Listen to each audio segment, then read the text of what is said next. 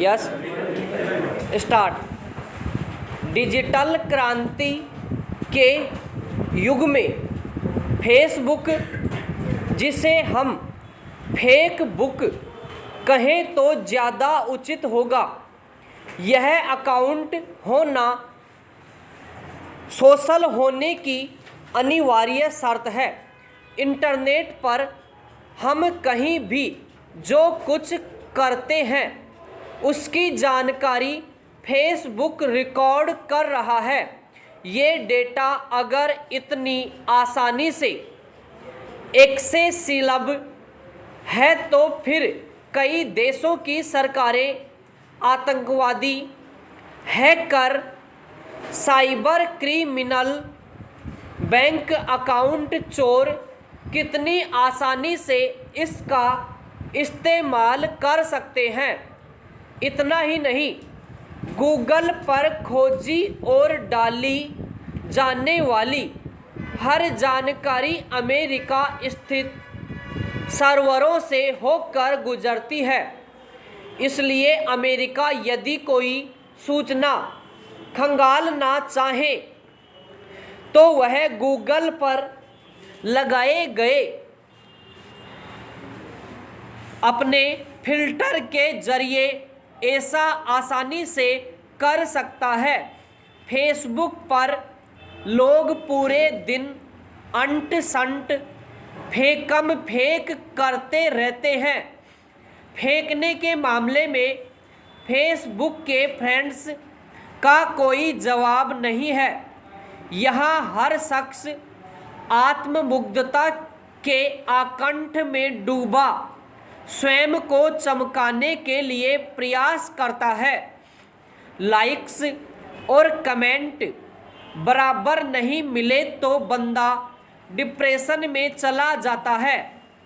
और तो और लाइक्स और कमेंट पाने के लिए वह स्वयं को सबसे बड़ा देशभक्त, सामाजिक कार्यकर्ता व एक जिम्मेदार नागरिक के तौर पर पेश करने में कोई कमी नहीं रखता। जिन वरिष्ठ जनों के हाथों में चलने के लिए छड़ी होनी चाहिए वे सारे फेसबुक के सहारे चल रहे हैं।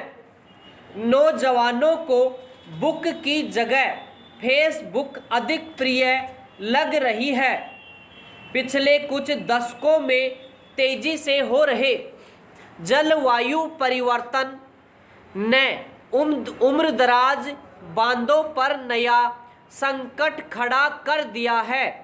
मौसम की बेतरतीब चाल की वजह से भारत को हर साल भीषण बाढ़ की तबाही झेलनी पड़ती है। इसीलिए कुछ सालों से बांध प्रबंधन पर सवाल भी खड़े होने लगे हैं। कई बार मौसम विभाग के अनुमान गड़बड़ाने से बांधों में पानी का नियमन करने में मुश्किल आती है। देखा यह भी जाता है कि बारिश का ज़्यादा पानी जमा करने के लालच में सही समय पर पानी निकालने से प्रबंधक चूक जाते हैं और फिर एकदम से ज़्यादा बारिश होने से बांध अचानक खतरे के निशान तक भर जाते हैं और बाढ़ आ जाती है। अपीलार्थी द्वारा आवेदन में दिया गया स्पष्टीकरण सद्भाविक प्रतीत नहीं होता। ऐसा प्रतीत होता है कि उसने दावा अधिकरण के समक्ष सिविल प्रक्रिया संहिता के आदेश 9 नियम 13 के अधीन आवेदन केवल विलंब माफ करने के अधिकार को सृजित करने के लिए फाइल किया है।